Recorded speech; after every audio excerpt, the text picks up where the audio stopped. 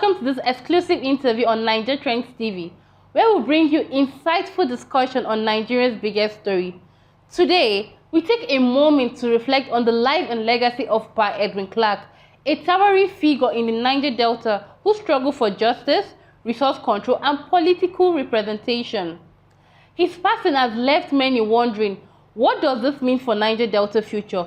Who will carry on the fight for equality and environmental justice? To discuss this, I have with me a very special guest, Chief Diplomat Adam E.O.O. Marbo, a national president for Niger Delta Progressive Youth Leadership Foundation, ND-PYLF, and an immediate chairman for Ijaw Youth Council, IYC, Abuja Northern Nigerian Chapter, a respected voice in the Niger Delta affair. He will help us unpack what Pa Clark legacy means to the region and how the struggle must evolve moving forward. Welcome to the studio, sir. Thank you, God bless you. So, can we know you? My name is Chief Diplomat Adam Marbo. I am the national president of the Niger Delta Progressive Youth Leadership Foundation, ND-PYLF. I was the immediate past chairman of the Ijaw Youth Council, IYC, Abuja, so Northern Nigeria. Also, former National Deputy Director of Mobilization, Ijaw Youth Council, IYC Worldwide. Okay. Also, former of the Chief of Staff to the Acting President of the Ijaw Youth Council, IYC Worldwide. Looking at the issues we are here to discuss about Pa Clark legacy. Yes, sir. You know, when you hear the name elder statesman Pa Edwin Clark, Kiago, is a nationalistic figure. Okay. Pa Clark was a former information minister to the country of Nigeria. Okay, sir. So we know Pa Clark legacy in Niger Delta, how he was the voice of Niger Delta. Can you tell us his contribution to Niger Delta and Nigeria at large? That reason why you can't get the contribution without knowing the background of who is Pa Clark is. Okay, sir. So Pa Clark was a former senator. Was a former senator of Nigeria. Okay. And Pa Clark was the founder of Pan Niger. And Pa Clark was, in fact, is the iconic leader when you talk about the Niger Delta movement. Many people call it struggle, but people like us, we describe it and we identify it as movement. You know, Pa Clark has done very well. He died at the age of 97 years. And he's a man that believed that let there be justice, let there be fairness and tranquility when discussing the issues of nationalistic matters, most especially federal character. He is an advocate who strongly believes passionately to make sure that the people of Niger Delta has been marginalized for long, to discuss and also to analyze issues concerning the growth and development of Ijaw nation, and most particularly Niger Delta and Nigeria at large. So when you look at the legacy of Pa Clark has done very well. Today we hear the name Edwin Clark University, Kiago. He also established university, cited a university in the Niger Delta, in Kiago, in Delta State. And Pa Clark, the Edwin Clark, is from Burutu local government area. And is a nationalistic figure who has been in the forefront for negotiating and discussing on national issues. In fact, he does not believe that Nigeria should be described in such a way through secular. He don't believe in secular. He's a man that don't normally look issues on such a way that people try to manipulate the system. He doesn't support manipulation. If you look very well, he has a man that has been distributing knowledge, a lot of knowledges. He has a lot of soldiers, a lot of lieutenants. We are also a lieutenant of Papa Clark. He's our mentor. He's our leader. In fact, he's a man who believes that Nigeria should practice through federalism, where every tribe in this country, right and privileges should be given to them. He's from Ijaw ethnic nationalities in Niger Delta, but he has never one day talked for only Ijaw people. He talked for all the Niger Delta various ethnic nationality, how to bring them together. That was precipitated the formation of Pan Niger Delta Forum.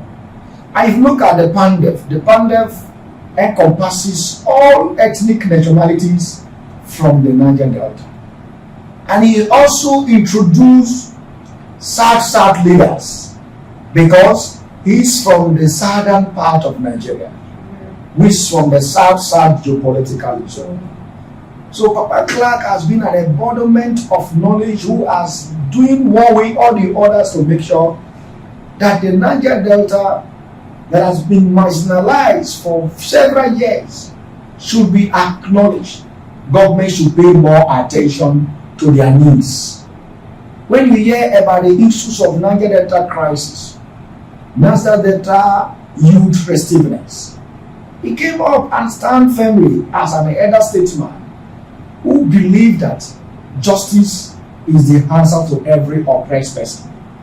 We see from even the time of when you talk about the 1960 independence, when you talk about Akintola, talk about Bafemi Awolowo, Nnamdi Azikiwe, Tafawa Balewa, all of those, including Goron, and then Olusegun Obasanjo, all of those people acknowledge the work and the contribution of Papa Clark into the national development. Today, if you look at the country as a country, Nigeria, the whole country is mourning. The whole country is in a sober reflection. Why? Because they have lost a hope, a vocal voice. Papa Clark, when Papa Clark Edwin Clark going to speak, every corner in the Nigeria as a content listed, because he don't just wake up to say things. Let me also address you. His last words. He made a very fantastic statement before he died. He said, we should stand against injustice. He said, we should always believe that Nigeria is our home. And finally he said, I love Nigeria. He died. That's a very good word. He said, I love Nigeria. When you talk of Nigeria, Nigeria is a country that is made up of more than 200 something ethnic groups and politically segmented into geopolitical zone. Which we have the South geopolitical zone where it's come from. We have the Southeast geopolitical zone. We have the Southwest geopolitical zone.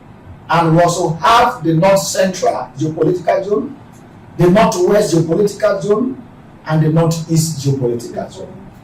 Today, when you talk about the peace and development, talking about ethnic harmony, talking about national integration, Papa Clark always be at the forefront to make sure that Nigeria should work in unity, to make sure that nobody should be described by their tribe, by their religion, or by their political party they are affiliated to.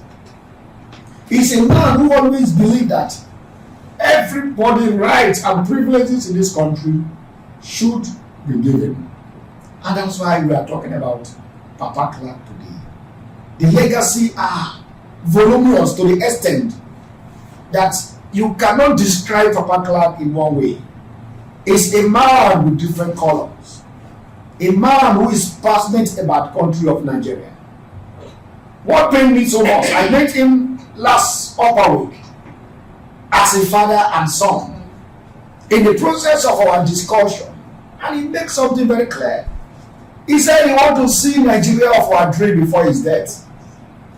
That the national confab, the national dialogue issue that the present president, His Excellency Ahmed Bola Tinubu, the Jagabon, is about to come up with youth confab and others. And he said he's going to make his voice so loud, so clear, that is for everybody. It's not for one person. He wants a situation whereby even the children will feel at home, because we have no any other country than Nigeria. So his legacy is something that he has contributed, and his legacy, he has left something so voluminous in extent that the shoe is too big. To who else who's going to start from where it's ended? So along our communication and our discourse, I'm able to touch a lot about it. Indeed, a great Nigeria who died and a great Nigeria. Exactly. So many people believe that the passing away of Pa Clark, the Niger Delta had lost a crucial voice in resource control, environmental justice, and political rehabilitation. Do you agree with that? I did not agree in that. Okay. Why I did not agree in that is that, yes, Papa Clark is a vocal voice. Yes, he has contributed to the national development and Niger Delta growth and development. But are you aware that Papa Clark has trained a lot of trainees on ground, who he has prepared them in mind that one day, like what he always say, Mr. Adam, my son, I am 96 years old. That was last year. Yeah. I am 96 years old. You people have the energy. You people have the warm blood that you can fight for your rights. We have given you guys the roadmap. We saw that the struggle has not dead, because he has given birth to a lot of people around as a lieutenant that is going to take over from where he stops.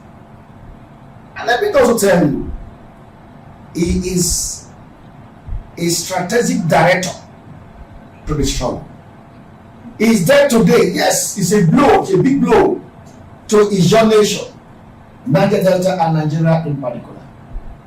But in the aspect of killing the struggle, all the movement continue, because there are still his own children which he has trained that have taken up from where he stops. So I believe that his death is painful to all the children. We are in a sober reflection. If you look at our body language, we are in spirit mourning about the death of our father, our leader, our nationalistic leader, a visionary leader, a compassionate leader, a very conservative leader, a leader with foresight, the leader who believed that the only way out for peace and justice in this country is for every person's right should be protected. A leader who can earn the money and wake up and question authority. Fearless leader who did not care who is involved. You are aware that is a man who believes that he has done his part. He has generated a lot of lieutenants who is going to take over, who is going to continue to agitate and demand the fundamental right of the people of Niger Delta and every various ethnic nationality in Nigeria. So I believe he has done his part. He has done well. So we are all wishing him well where he has found himself, because as it is, this morning when I was in his house, I look at around everywhere. Then I ask myself question, where is the vocal voice? I look at a picture, I can only identify the face, but the voice is not there anymore. Then I reflect back. The memory came to me when he was alive. Say, continue to stand for the truth and justice, which shows that he has done his part. He has given us the roadmap. So the roadmap is for us to follow his legacy and build on it, and at the same time to reform it, and at the same time to make sure that we stand on the path of justice and tranquility for peace and progress in terms of bringing every various ethnic nationality, most especially in Niger Delta, together and to speak one voice. So we are his children that believe in his own vision. So which means that even though he is not alive, the legacy he has built is alive. So we continue to stand. That legacy has given us hope. His contribution has given us hope. The agenda he has put in ground has given us hope. The strategic direction has given us hope. Which is mean all hope is not lost. That's why I disagree with you. His death does not let hope lost. But the death has strengthened us to believe is what his footstep is. And we must continue to follow the footsteps and continue to agitate for the rights and privileges of our people. Even the Bible make it clear that one generation will pass away, another generation will come. So we are students of Papa Clark. We are lieutenants of Papa Clark. So anything about Papa Clark, even though he's not alive, by seeing us, by seeing others who believe in the philosophical movement of Papa Clark, is Papa Clark is still alive. So Clark, we're made to understand that beyond politics, Pa Edwin Clark was also an historian, a storyteller that preserved the Niger Delta tradition. So do you see any future generation, any activists in this future generation that can also preserve Niger Delta tradition just like the way Pa Edwin Clark did? Let me tell you, thank you for this fantastic question. Looking at Papa Clark's background, he was a lecturer, he was a teacher, at the same time, he was a legal practitioner. And looking at the historical analysis of Niger Delta, we have a lot of people who have learned from the knowledge, who have tapped from the knowledge of Papa Clark. So looking at the historical background of Niger Delta, we have a lot of people which he has prepared to also to continue with this historical analysis of Niger Delta. We have people like Senator Dixon, Serakide, the former governor of Bayelsa State, presently is a senator in the Nigerian National Assembly, who is representing the good people of Bayelsa West Senatorial District. We have other people like Dr. Abasaindo Bulame Igali. We also have people like Dr. Bosmo. We also have a lot of people to mention.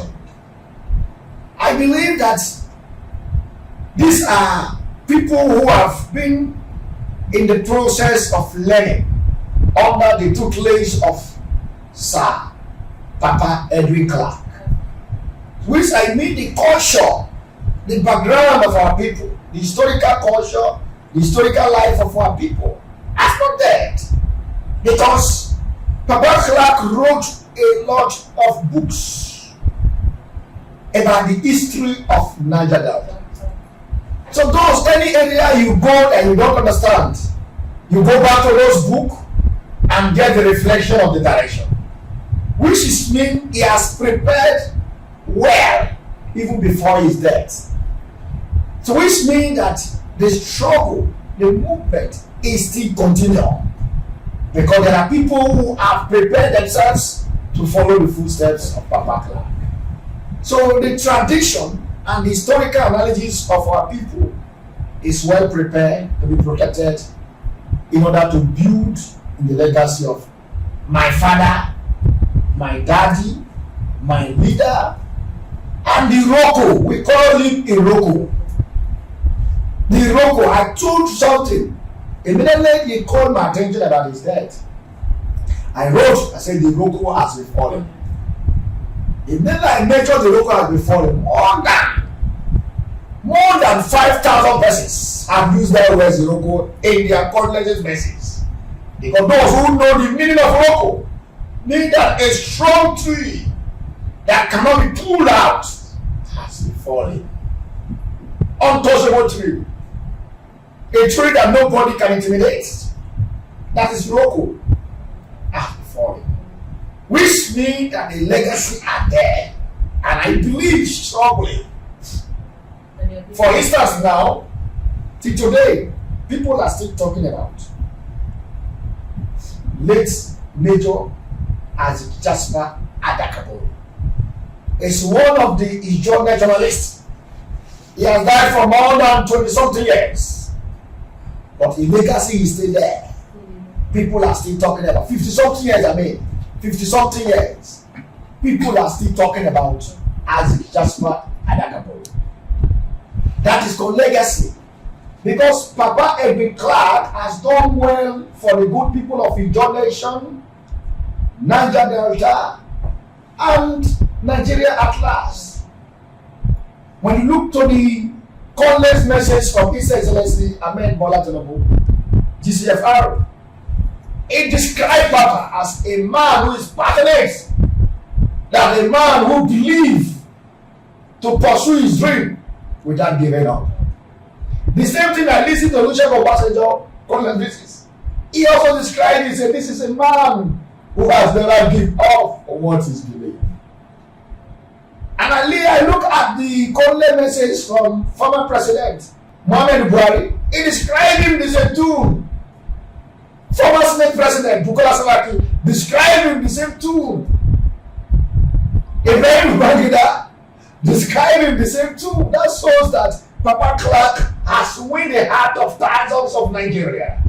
Critical stakeholders, women and youth, who believe that this man stands for justice and he don't give up for justice.